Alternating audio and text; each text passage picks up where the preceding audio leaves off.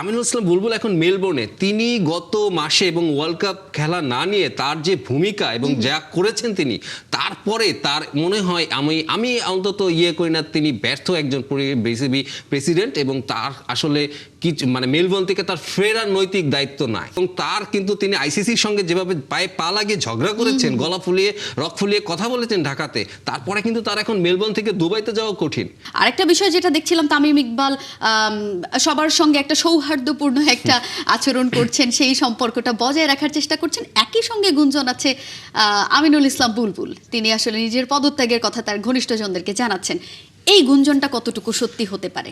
আসলে আপনি যেটা বললাম যে এই বিসিবিতে এখন এমন কিছু চলছে আপনি কল্পনা করতে পারবেন না। এই যে গুঞ্জনটা, এটা কে ছড়িয়েছে?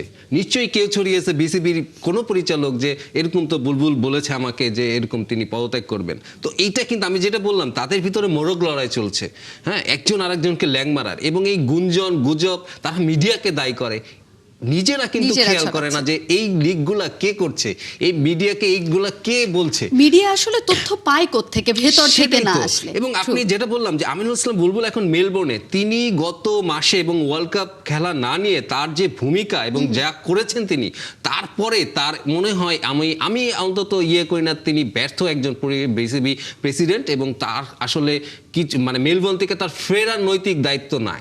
এবং আপনি যেটা বললাম যে তাকে কিন্তু লাটাই ধরাই দিয়েছে আসলে পিসিবি পাকিস্তান থেকেই।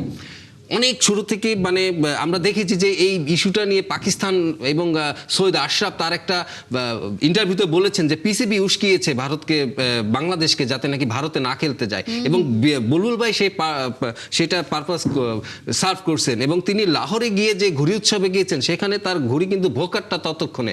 আপনার পাকিস্তান ওয়ার্ল্ড কাপ খেললো, ভারতের সঙ্গে খেললো, হারলো, আজকেও তাদের একটা ম্যাচ আছে, মানে সবকিছুই তারা করলো, বাংলাদেশকে কিছুই করলো না। কাঁধে বন্দুক রেখে সবকিছুই করে, মানে পুরো ব্যাপারটা নিয়ে আমিনুল ইসলাম বুলবুল পুরা ব্যর্থ। এবং তার কিন্তু তিনি আইসিসির সঙ্গে যেভাবে পায়ে পা লাগিয়ে ঝগড়া করেছেন, গলা ফুলিয়ে রক ফুলিয়ে কথা বলেছেন ঢাকাতে, তারপরে কিন্তু তার এখন মেলবোর্ন থেকে দুবাইতে যাওয়া কঠিন। তো আমি জানি না তিনি কি করবেন।